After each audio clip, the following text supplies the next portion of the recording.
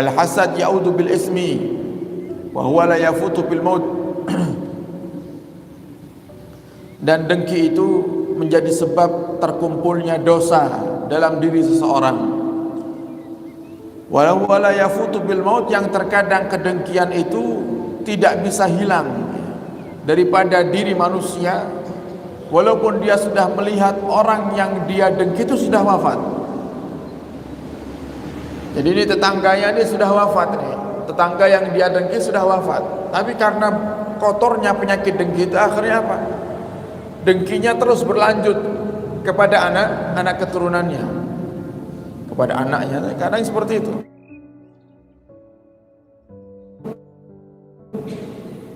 Nah, makanya contoh seorang adik yang tidak suka dengan pamannya atau dengan kakaknya.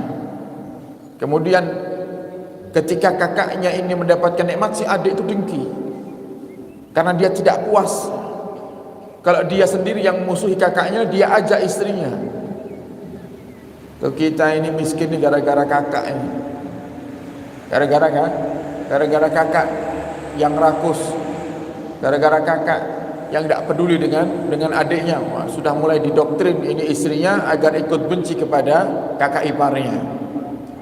Tidak cukup di situ, kadang si adik mengajak anak-anaknya untuk apa? Untuk benci kepada pamannya, yaitu kakak daripada si adik ini tadi, paman.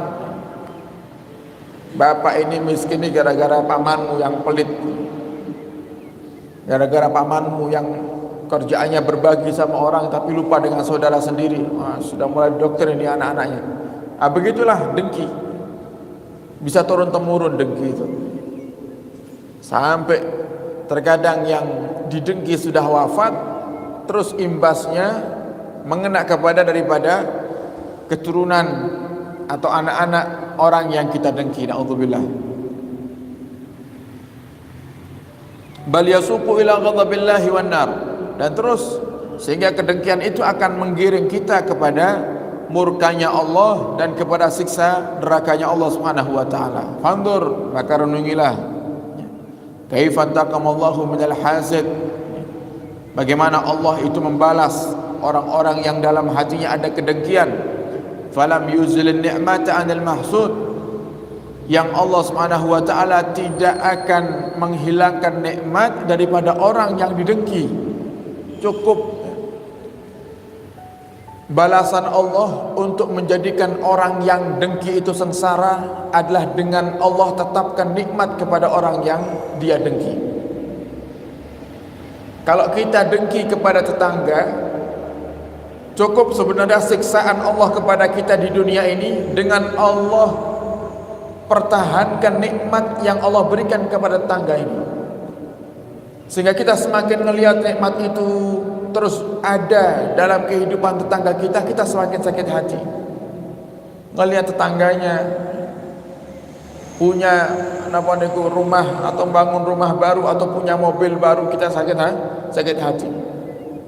Dari mobil baru ini dapat setahun tetangga jual mobilnya, kemudian beli mobil baru yang lainnya. Kita yang ngelihat tambah sakit hati. Dan itulah tanda Allah Subhanahu wa taala sedang murka kepada orang yang dengki, dan Allah siksa di dunia dengan cara Allah pertahankan nikmat yang Allah berikan kepada orang yang kita dengki. Summa azalaha anil hasid, sedangkan nikmat yang Allah berikan kepada kita yang dengki ini Allah tarik, Allah cabut nikmat itu.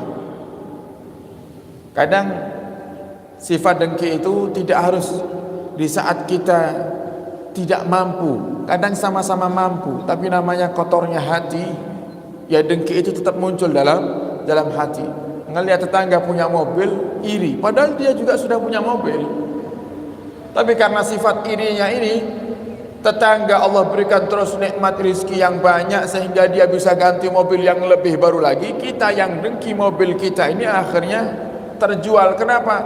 Karena mungkin kita butuh dana. Kita butuh dana untuk berobat, kita butuh dana untuk modal, sehingga kita sudah tidak punya mobil lagi. Nah, itu cara Allah Subhanahu wa taala untuk membalas daripada orang-orang yang dengki. zalat anhu salamah minal ism wassalamah minal gham wal hasad, maka hilang darinya keselamatan daripada dosa. Yang tadinya jika dia tidak dengki, dia tidak akan dosa. Wassalamah minal gham, tadinya seandainya tidak ada penyakit dengki dalam hatinya, dia tidak akan sumpek. Jadi malah orang dengki itu mengundang kesumpekan sendiri. Di mana-mana orang itu hidup tak pengen sumpek, orang yang dengki dia seakan-akan lebih pengen sumpek daripada tidak sumpek. Coba ngapain mikiri kenikmatan orang lain? Dengan dia pikir kenikmatan orang lain, justru dia menambah kesumpekan hatinya. Wal hasad, dan juga menjadikan dia tidak selamat daripada penyakit dengki. Seandainya dia tidak melihat kenikmatan tetangganya, kenikmatan yang Allah berikan kepada tetangganya sehingga tidak muncul penyakit dengki, mungkin aman hatinya. Faharuma ni'matain, maka dia telah diharamkan oleh Allah Subhanahu wa taala dari dua nikmat. Nikmat yang harusnya dia syukuri, yang saat itu ada pada dirinya, dan nikmat Allah berikan hati yang tenang tanpa adanya kesumpekan mikiri kenikmatan orang lain. Dan Allah sudah katakan dalam Al-Quran, wala yahiqul makru sayyi'u illa bi ahlih, dan tidak akan kembali daripada rencana-rencana buruk manusia itu kecuali kepada orang yang membuat rencana itu sendiri. Jadi kalau ada orang yang mau berbuat zalim, ada orang yang mau berbuat jahat, ada orang yang punya niat buruk, tidaklah niat-niat buruk itu kecuali akan kembali kepada orang yang berniat. Jadi kita tinggal minta sama Allah Subhanahu wa taala, ya Allah, jika ada orang-orang yang zalim di kehidupan kami ya Allah, di kota kami ya Allah, di kampung kami, di negara kami ya Allah, berikan hidayah kepadanya.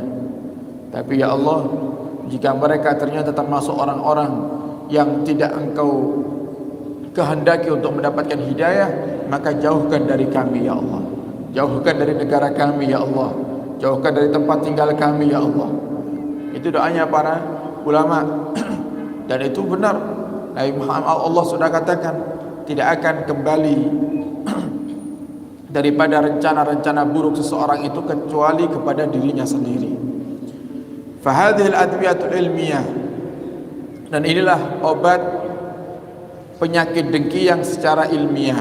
Wa ammal amal an-nafi' fa kullu ma yataqaddahu al-hasadu fa yanbaghi an yukallifa nafsahu naqidahu.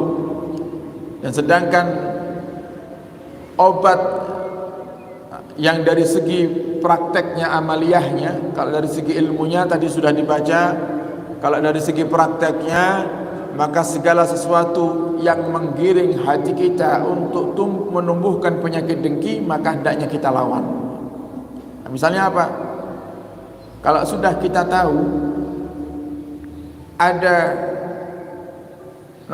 sifat atau rasa kurang suka kepada tetangga karena mungkin dia pernah menyakiti hati kita, maka untuk supaya tidak tumbuh dalam hati kita ini kedengkian, jangan lihat kenikmatan yang sedang dia dapatkan. Jangan terlalu fokus dengan memikirkan kenikmatan yang sedang Allah berikan kepada orang yang pernah menyakiti hati kita. Karena di saat kita bisa melihat atau bahkan kita terus memantau daripada kenikmatan-kenikmatan yang Allah berikan kepada orang yang pernah menyakiti hati kita, maka di saat itulah ada kesempatan iblis untuk menumbuhkan sifat dengki dalam hati. Wa yahmilu nafsahu ala madhil mahsud wa sana'i alaihi wa tawadhu' lahu wal i'tidar. Maka di saat kita melihat ada kenikmatan yang Allah berikan kepada orang yang mungkin pernah menyakiti kita, maka di saat itu justru kita itu diperintahkan untuk melawannya. Untuk melawan apa? Melawan daripada sifat dengki yang akan masuk dalam hati. Dengan cara apa? Misal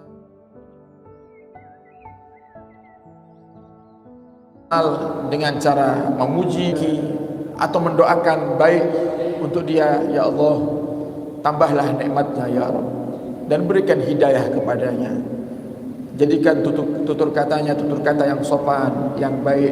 Jadikan hatinya hati yang lembut. Kita doakan yang baik. Itu melawan daripada kedengkian. Wa mahma fa'ala taba qalbuhu. Selagi kita bisa melakukannya, maka hati kita akan bersih. Jadi ada perlu perlawanan. Dan itu berat para hadirin. Susah mendoakan orang yang pernah menyakiti kita dengan doa-doa baik itu susah, tapi pahalanya luar biasa.